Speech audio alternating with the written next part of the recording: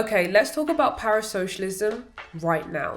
Hey everyone, it's Trezor, where I make videos discussing and chatting about life. I also sprinkle in a little bit of travel, study with me's, and read with me's as well. So if that matches your vibe, subscribe to join the club. Anyway, let's get back to the video. It's interesting how easily we find ourselves invested in people that we don't actually know. When celebrities, influencers, reality TV stars share glimpses of their lives, people then start to feel like they know them personally, almost like a friend. But the thing is that this one-sided relationship is so powerful that it just feels real. Okay, here's the thing. Parasocialism and having parasocial relationships and attachments is not inherently bad. It's about that connection, and that connection can make us feel so comforted. We may feel less alone and less lonely, and perhaps even see these people as role models. Someone that inspires us, motivates us, makes us laugh, and distracts us during those tough periods. And when we see someone speak so openly about their struggles, or even when we see it on reality TV, we see their achievements and live in a way that just clearly resonates with us, it can push us to strive and to grow in our own lives. But just like anything, too much of that parasocial relationship, that attachment, is not good. And it becomes very unhealthy at times. It's all about creating that balance. Think of parasocial attachments like adding sugar to tea. A spoonful of sugar can make a tea sweet and enjoyable to drink. But too much sugar ruins the taste, the natural flavour and the aroma of the tea itself. And also quite unhealthy as well. So in the same way, parasocial attachments can feel enjoyable and good in moderation. But when it becomes too strong, they start to overpower the richness of our lives, including our friendships and our own personal growth. It takes control of our emotional state, our moods, and we become too hyper-focused on someone else's life while neglecting our own. And these are some tips that I feel has helped me, which can potentially help you as well. And I think the first thing that is very important when it comes to managing these parasocial attachments is to be aware of it. Self-awareness is the first step, because if you are aware of your unhealthy attachments, that can potentially be a motivating factor for you to outgrow and take control over your own emotional energy, and therefore start taking charge of your own life. And also, let's just have a quick reality check that I think is much needed. So pause right now and just ask yourself this. Do I actually know this person? Do you know this person personally?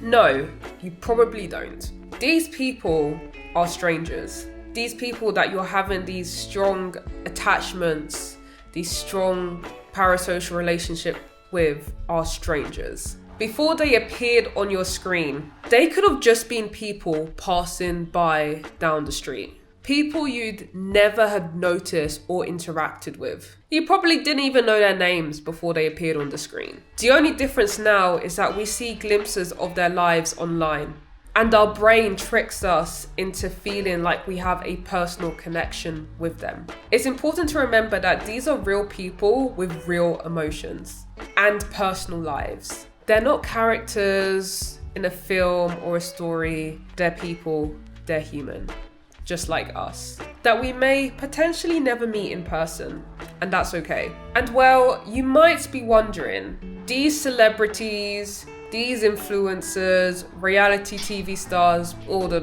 public people basically, aren't these parasocial relationships normal and kind of part of their role as a public figure? And my answer to that is, well, yes. Having fans who feel connected to them is part of their role and is part of their public role. They wouldn't be able to be where they are today if it wasn't for their fans. And that's point blank, period. But as I mentioned before, having parasocial relationships and attachments to public figures is not bad. It's not inherently bad, but it's just about being aware and remembering that these relationships are usually one-sided, and that these celebrities, these influencers, these reality TV stars don't know us personally, and we can't expect them to know us personally, and that's okay. And I think the best thing to do when it comes to managing parasocial attachments and relationships is to set clear boundaries. So emotional boundaries and digital boundaries in particular. I'm just going to focus on digital boundaries in this video because I did do a video where I talked about emotional boundaries in a little bit more detail. So if you do want to know a little bit more about emotional boundaries, then I will link it somewhere. I'll link that video somewhere for you to check out. And with digital boundaries, that can literally start off with turning off notifications. Those constant alerts keep us hooked and makes it harder to ignore. So by silencing these notifications, we can reduce the urge to check and reclaim back control over our attention. We are the ones that are in control, not those pesky notifications. Point blank, period. And with that, consider using app timers as well, just to set limits on how long you can spend on particular apps, like TikTok, for instance, or any other sort of social media, Instagram or whatever. Whatever you feel like the source of your parasocial attachments are coming from. And it also just helps you avoid getting lost in those endless scrolling, on TikTok, the For You page, on Instagram, the main page. Is it the Explore page? You know what I mean, hopefully. And overall, it's just a way to tell you that you just need to take a step back and refocus on something else. Okay, so you might be thinking, I've heard all of this before. Turn off notifications, set app timers, limit myself on social media. But you know what? That is just easier said than done. And yes, that is true. From my own personal experience, it is easier said than done. And then you may be thinking, okay, why don't I just go cold turkey? Why don't I just literally just cut off social media, cut off everything?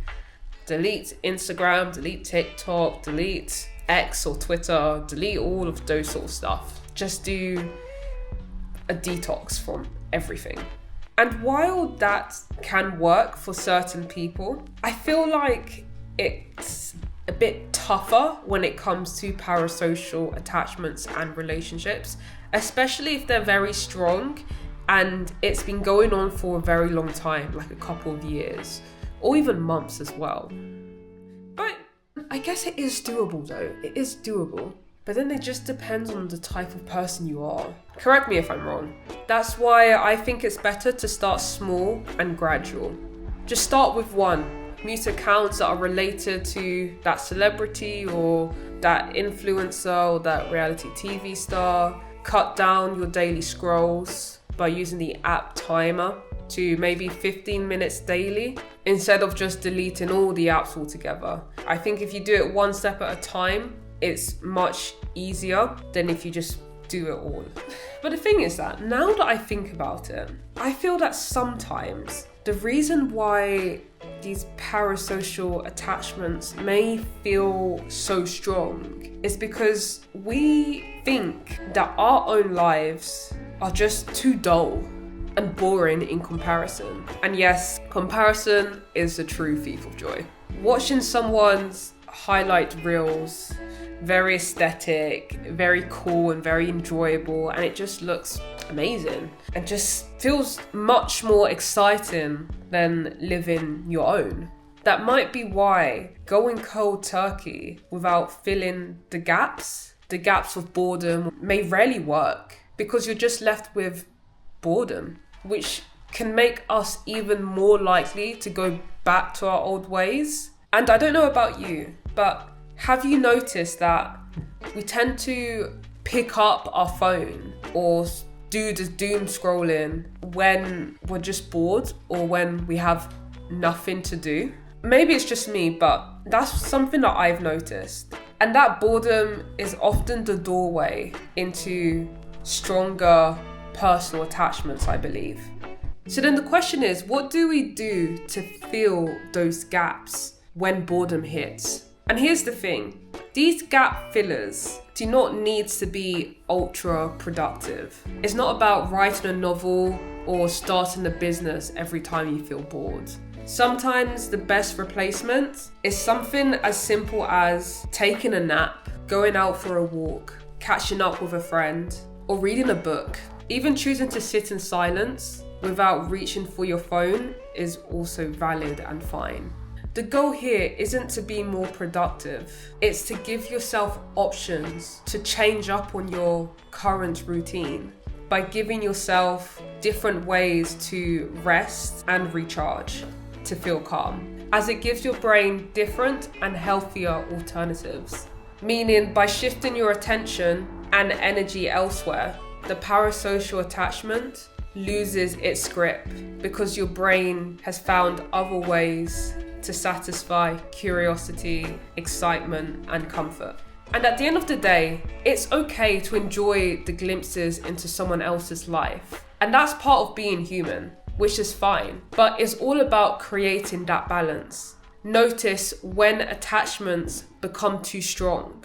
Set clear and realistic boundaries and redirect your attention to your own life. I will see you guys when I see you, which is probably going to be next week, next Thursday, because the goal is to post every single Thursday without fail, hopefully.